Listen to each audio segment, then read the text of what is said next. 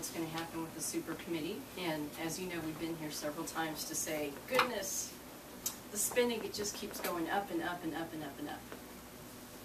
So I think our fear, our well-grounded fear, well-documented fear, is that we have a group of Republicans and Democrats that are once again going to say, oh, the hand-wringing, oh, we had to raise taxes. There was no other way around it. And that's driving us insane. What's your view of what's going to come out of the super committee? Gosh, if I knew the answer to that, I probably... Well, what's your view? What's your view? What's the congressman's view? Oh, I'll tell you, I've read 4 different stories this morning that all told me something different. And I guess the Sarah Stevens view, I think no one really knows what's going to happen until the hearing is public next week and we see real recommendations on paper in black and white. And it goes to CBO to be scored. And that's when we'll know what we're dealing with and whether or not we can support it. So until we get to a point where we actually see not just theories or rumors or what the media is presenting to us as what other members have said, until we see it in writing, we're kind of keeping our powder dry. I think at the end of the day we all want the same thing, which are cuts and real cuts, which are projected growth and also cuts to spending, which is, you know, the speaker, I think it was either yesterday or the day before, I was reading a news account, he said that either the super committee succeeds or we go to sequestration. Because either way, we're getting 1.2 in cuts. Either the super committee is going to identify those, or we're going to go into automatic sequestration. But there was an article yesterday talking about how sequestration may not really end up being very effective at all. Even if that's the stated goal of it, it still is not going to do it. But then Heritage tells me that it will be overly effective on the defense side, to the tune of $600 billion. Not only cuts in growth, but cuts to actual spending. Where's MAP on this? MAP on the super committee? If MAP is going to work, maybe you could describe MAP briefly. Sure. And actually, Todd, why don't we print off some maps so people have, I'll get a one-pager for you so you can leave today because it's a little... It's complicated. It's complicated, so that way you'll have something to take home. But the argument that Congressman Brady's always made is that we go through these gun-to-the-head situations time and time again, and then one of 2 parties or both parties will just jump ship, and at the end of the day, in a panic, increase government spending. So the MAP Act does a couple of different things. One, to prevent kind of this deadlock, where you have a situation where Congress is, oh, you know, we can't find a resolution, we're going to have to shut down the government. And at the end of the day, they just increase the spending. This says, well, if you can't come to an agreement and we can't pass a normal appropriations bill, then we just don't increase spending. We basically, hey, do you want to come on in? Come on in. I hate for you to have my back to you. We don't just increase spending, then we do across-the-board 10% cut. Every agency gets a 10% cut. So the incentive is to go through regular order and regular budgetary process. You guys remember, you know, recommendation to committee votes on it, you have amendments, it goes to the floor. It's been a long time since we've done that. You guys know the fight we've had in the Senate. So this says if you can't pass the budget, we end up on the cusp of running out of appropriated funds, then just an automatic 10% across-the-board cut. That's one provision of MAP. Another provision of MAP is to cap the size of government, where it's not just a matter of how much money we have to spend, but we establish as a country that our government is going to be this percentage of our economy. And you guys know, right now I think it's at maybe 21, 22%. So we lower that to about 16 or 18. I'll have to go back and look at the number. And say this is a healthy size the government should be. This is what it was, you know, it will not, economists tell us that when government stays at this ceiling, it allows the free market to grow. But like Europe, the bigger the government gets, the more of an anchor it is around the neck of the free market, and the free market drags this heavy government around. I think as a comparison, like France and some of those European countries, their government's at like 30, 35% of their GDP. So that's where we're headed, unless we cap the size of government. So that's the second provision of MAP. How strongly does he feel about that? Very serious about MAP. We're very supportive, and obviously we authored the bill, went through the JEC committee where he's vice chair to get the economist on board, have gotten the endorsement of Cato, the Reagan's budget director, building grassroots support's gone to you guys for support on that. So our commitment to MAP is very serious. And how infused is it into the super committee? We recommended it to the super committee, to our Republican side. Another part of the repatriation, which I don't think is a part of MAP, but that's another recommendation we've made, where if you will lower tax rates for U.S. companies with foreign holdings, right now to bring that profit home, they pay a 35% tax. We've said if you want $1 trillion stimulus and not go to the taxpayers for it, lower tax rates to 5%, let all that money come rushing home, and you'll see an increase in domestic spending, hiring, research and development. That was something else we also recommended to the super committee as a way to grow revenue, because you are going to pay, you're going to see an increase in tax revenue because they're holding that money overseas right now. They're getting, Uncle Sam's getting 0. If we get 5% of whatever they bring home, you've increased revenue. Well, they're not only holding it overseas, but they're investing overseas. Because there's no incentive for them to bring it back. And I'll say this too for our region.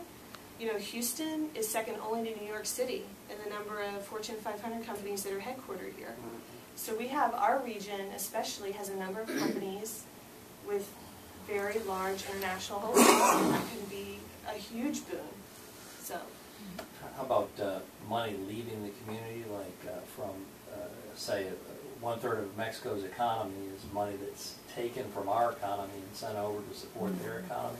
How about putting some kind of a toll on the money that's outbound, at least in some way, because if we don't put the money back in to circulate amongst ourselves, getting your hair cut, getting a tire, that money is not circulating, and when it circulates, it goes back to Washington. So we've got like this leak of money that's 1/3 of Mexico's economy that needs to be going back into our economy, not their economy.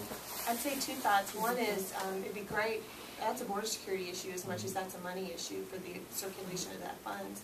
And 2, I know the state legislature, and don't quote me, I think it was Debbie Riddle had recommended that the state of Texas impose some type of transfer tax or money wire tax. Dan Patrick. So, in the same vein, the number of foreign companies that come here, raise investment capital, and then take it outside the U.S., when you put that in the whole scheme of things, statistically, every time that transaction happens, the U.S. loses at large because they don't want to bring their earnings back here. So they raise capital here, take that capital outside the company, make earnings, and then we get a pittance back here. That's one point. Second point is the underpinning to this whole discussion as far as conservatives are concerned, and I'll speak just for myself, is the lack of trust that we have in the other side. All of us can go back in history and look at how our guys were bamboozled and fooled and made to look like kindergartners. We can absolutely have no more of that. And one of the things that I personally would like Mr. Brady to understand is that there are going to be some really tough things. And he needs to understand that those that really stand up and fight are going to have our support. Okay? And we just can't continue to allow ourselves to be forced into these situations where we are forced to accept the lesser of two evils. And we've had enough of that. Just absolutely enough of that. And in his position, I'm sure that because of party politics and other pressures, he's in sometimes a difficult position. He's trying to find some resolution, some compromise. We're tired of compromising. well, I'll tell you, Mr. Brady was here in the town hall, and I remember seeing a lot of you guys there, and he told you his card is always a yes. If it's lowering your taxes or cutting spending, it is always going to be a yes. And so, you're right. At the end of the day, though, party politics, I don't think are going to change his principle that if he's cutting your taxes or cutting spending, he's always going to be a yes. But he needs to know that if he stands up, we're not going to leave him. He needs to understand that. We're very serious. No. I think there's a real problem here in what is a spending cut. What is the definition of a spending cut? I don't know whether you were at the debate the other night. I wasn't, but I saw it on YouTube. Debate. But one of the things that Image said was that the CBO is just a totally unreliable way of determining what the true economic consequences are of anything that they're scoring. I mean, it's totally distorted. The federal government uses this ridiculous budgeting process. Baseline budgeting. They use this ridiculous CBO system to score whatever it is that they're trying to pass. And most of the cuts that we're getting are cuts that are so far off, they have zero impact, or very negligible impact on the debt that's growing. We just passed $15 trillion yesterday. I mean, it's outrageous. And nothing is happening to stop that.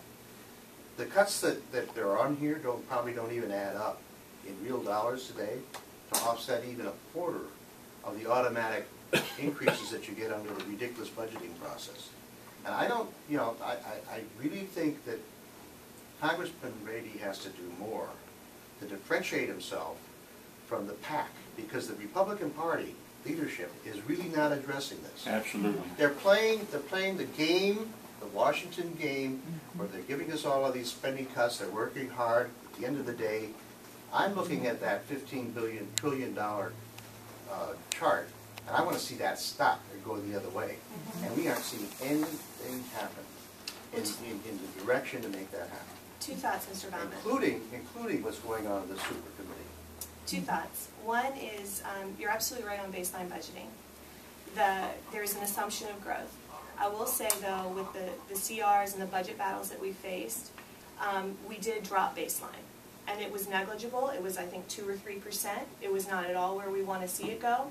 But I will say, to addressing your point, where there is an assumption of growth in how government accounts for its money, anytime we can move that ball, and that not just the amount of money that's allocated for an agency, but the rate in and of itself, that baseline is a step in the right direction.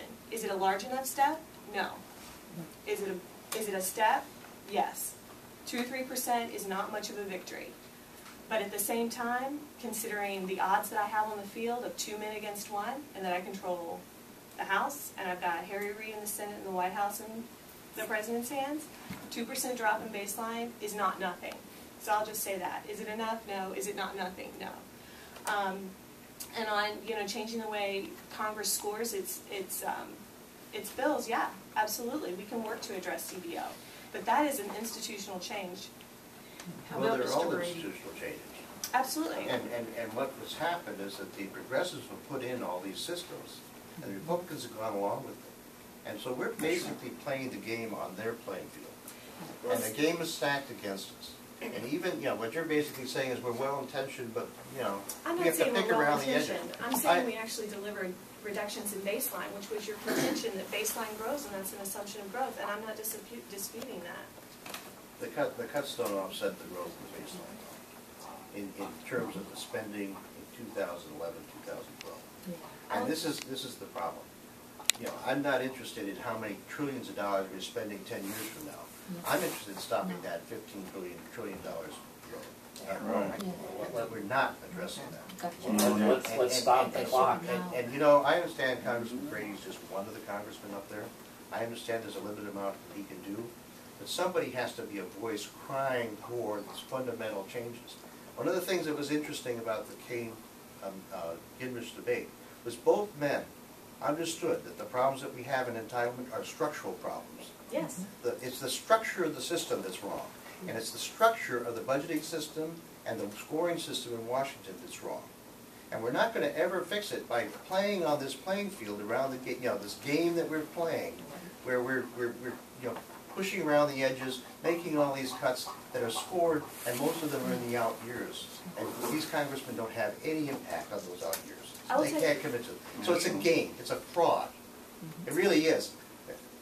Maybe it's well-intentioned. Maybe it's all they can do. It's a fraud because it's not really addressing the problem. And while I understand that Congressman Brady can't change it, you got to be calling it for what it is. I will say, I'm not disagreeing with anything that you said. On the out years, I will say the sequestration, that doesn't apply.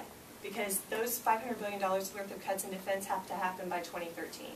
So while yes, most of those cuts over a 10-year period, the sequestration is much more concentrated and much more Well, and- aggressive. And I would We can also open- say we that can the open out up years that are what sword. matters, because on your entitlement spending, where we all know the curve of growth is going up, it's your out years that actually are bending the curve like this. So if you can count the out years on the entitlement spending, you're actually getting there.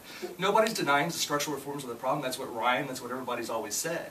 But you also have to remember that the other side who's putting these false proposals up are saying, we don't want to touch that, and Americans are starting to get behind them saying, guess what, we want to raise taxes. We don't want to see this happen because we'd rather... Because the argument is not being framed correctly by the Republicans. Yes.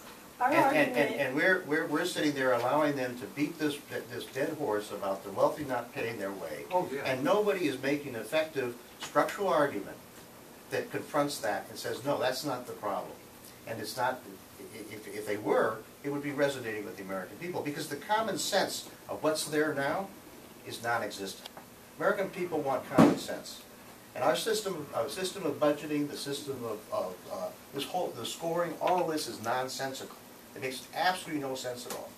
And we need people like Brady up there talking and formulating arguments to demonstrate to the American people how nonsensical it is. Well, I think we've got that. We're basically, I have to tell you, when you sit back and you look at it, we're basically allowing the Democrats to continue to make the rules. They've set the table, the playing field's all on their side, and we're basically sitting there going along trying to trim the edges. I gotta tell you though, the American people though, I've seen a seismic shift, because we know that 2/3 of our budget and 2/3 of our deficit are driven by entitlement programs.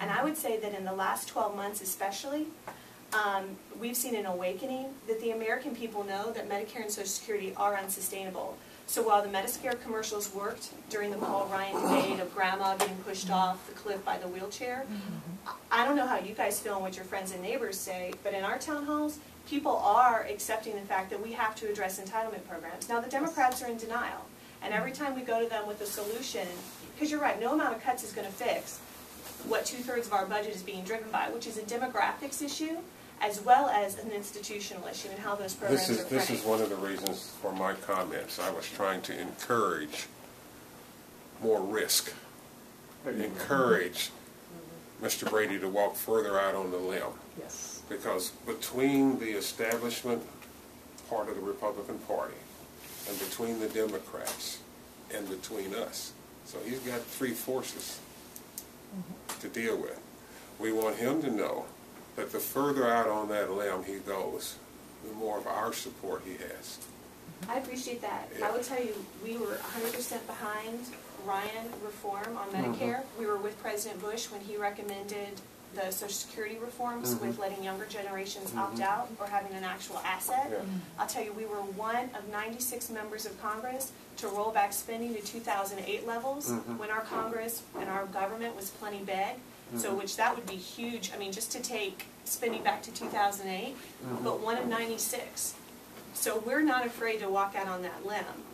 And we're in good company on that limb, but you guys know what I gotta have. I gotta have 218, and I got 96 conservatives with me on rolling back spending in 2008. I have to say this.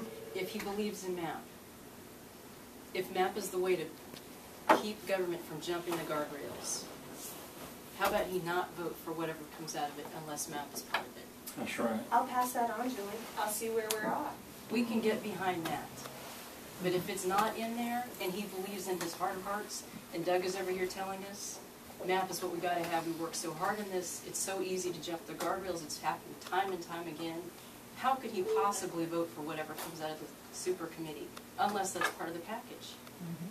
I'll pass it What on. are your thoughts about that? How could he possibly do that? You know, Julie, I honestly, I have not talked to Doug. I don't know where we are on the MAP negotiations with leadership. I don't know where that is in the lexicon. So I don't want to speak about like the strategy or how that's working its way through. But Congressman Brady knows that that's an important piece Yes. of controlling spending. And if that's not in there, how could he possibly vote against You know, his own bill? well, he's not voting against. Well, he wouldn't, if it's not part of the package, and he believes that that has to be a part of it. So it's MAP or nothing. It's MAP. We have been, the message that we have gotten is that unless you have those spending controls in place, the whole reason for him writing all that all of you working so hard on it. It's because it's missing. We have these tools in state government. We don't have these tools in federal government. So here are the tools. If leadership does not recognize that that needs to be there, then Congressman Brady should say, I cannot support this.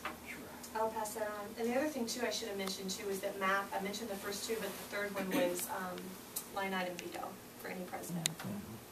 So, I'm sorry I didn't. Did they get the copies of the map? We're out of the printed copy, so I was needing to find the. Oh, it's in the G drive. If you just, it's probably in my 2011 Sarah Notes and Speeches. Is it just the white? It's the map.